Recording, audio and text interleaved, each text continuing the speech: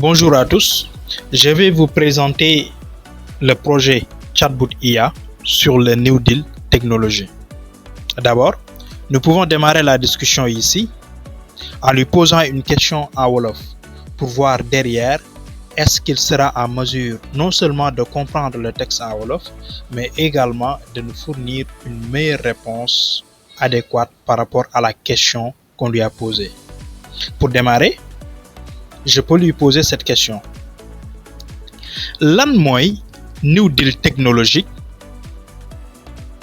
Donc là, il a reçu l'information, c'est-à-dire le message de l'utilisateur, et a commencé le process maintenant pour comprendre le message, décortiquer le message et puis retourner une réponse. Et voici la réponse qu'il a retournée. Nous pouvons l'écouter. New Deal technologique mooy pexe bu nguur gi def ngir yokku xarala yi ci réew mi du pexe rek waaye projet national la di jéem a def réew mi nekk ci kanam ci wàllu xarala. pexe bi dafa bëgg soppi ni nguur gi di doxalee ngir mu gën a yombal te gën a baaxal dundu askan wi.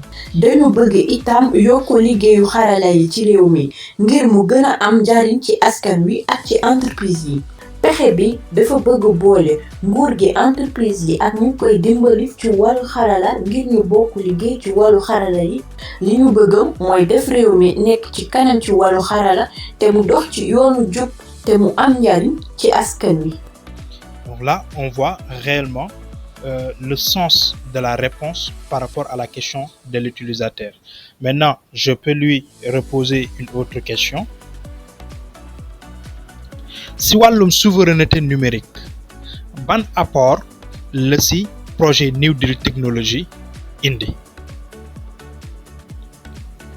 Là encore, il a reçu le message. Il est en train de faire le process. Nous pouvons patienter le temps qu'il nous retourne la réponse.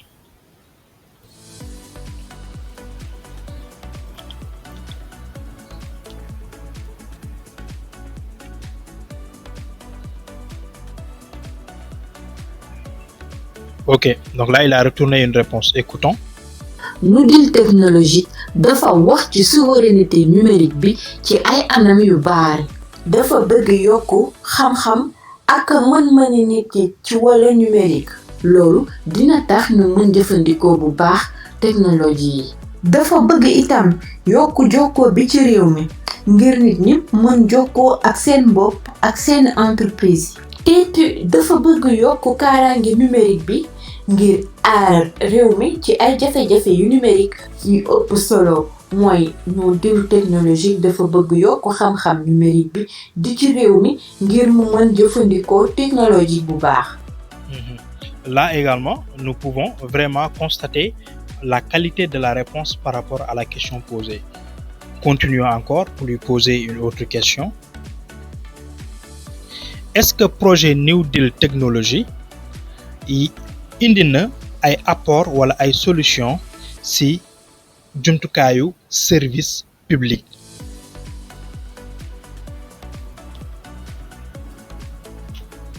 Là également, il est en train de comprendre le message que je lui ai donné, de décortiquer le message, puis chercher dans sa base de connaissances la réponse la plus adéquate par rapport à la question posée et puis me retourner en fait la réponse en audio. Et là, il a répondu, nous pouvons écouter.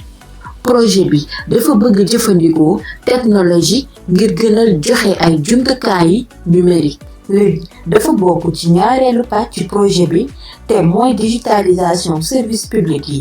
projet bi dafa bëgg defar benn cadre bu ñu mën a saytu projet yi numérique te nguur gi ngir ñu mën a liggéey bu baax te am benn xalaat.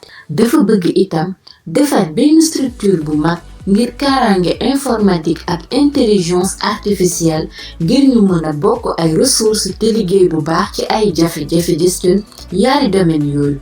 te it dañuy defar benn direction bu mag ngir transformation numérique bi muy saytu projet yu mag yi ci nguur gi ak ay nit ñu am xam ak ay ressources yu baax ngir ñu mën a liggéey ci anam bu gën. Très bien. Alors, je vais lui poser une dernière question. Projet New Deal technologie est-ce que dafay indi un développement économique ci sunu réew